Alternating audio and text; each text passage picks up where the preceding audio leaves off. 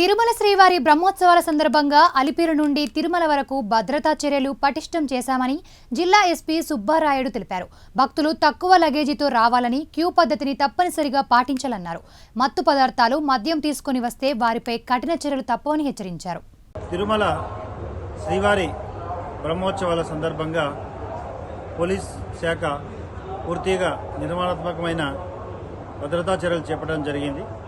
భక్తుల భద్రతే పోలీస్ బాధ్యత అనే ఒక నినాదంతో భక్తులకు ఎటువంటి అసౌకర్యం కలగకుండా ఒక సులభతరమైన, సురక్షితమైన వాతావరణంలో వారు దేవుని దర్శించుకొని తిరిగి వెళ్లే విధంగా అన్ని రకాల భద్రతాపరమైన చర్యలు చేపట్టడం జరిగింది.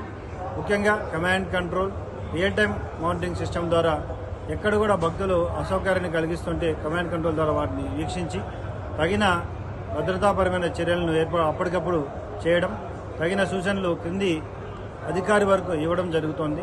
అంతేకాకుండా అలిపిరి తర్వాత శ్రీవారి మెట్లు అన్ని మార్గాల ద్వారా వచ్చే భక్తులు పూర్తిగా భద్రతాపరంగా ఏమైతే పోలీసు వారు చేస్తున్నారో వారికి సహకరించాలని, ఉత్సవాల సందర్భంగా వచ్చిన భక్తులకి, ముఖ్యంగా ప్రైవేటు వాహనాల్లో వస్తున్న భక్తులకి తిరుమలలో పార్కింగ్ ఫెసిలిటీస్తో పాటు తిరుపతిలో కూడా కొన్ని పార్కింగ్ ప్లేసెస్ని ప్రత్యేకంగా ఏర్పాటు చేయడం జరిగింది.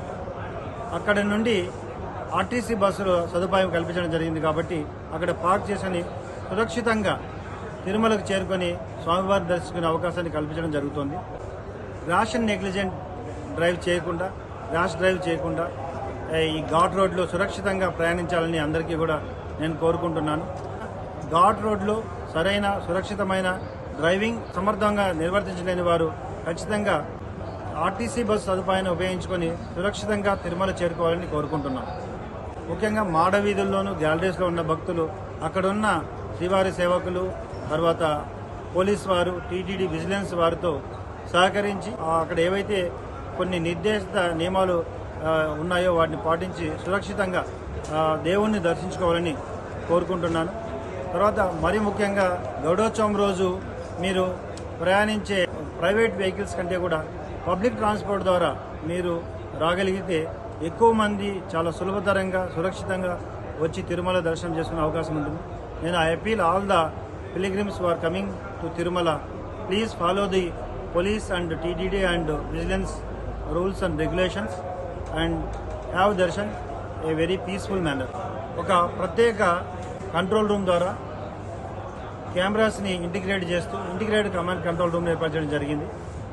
అంతేకాకుండా సోషల్ మీడియా పూర్తిగా మానిటర్ చేస్తూ ఈ మానిటరింగ్ సెల్ని ఏర్పాటు చేయడం జరిగింది.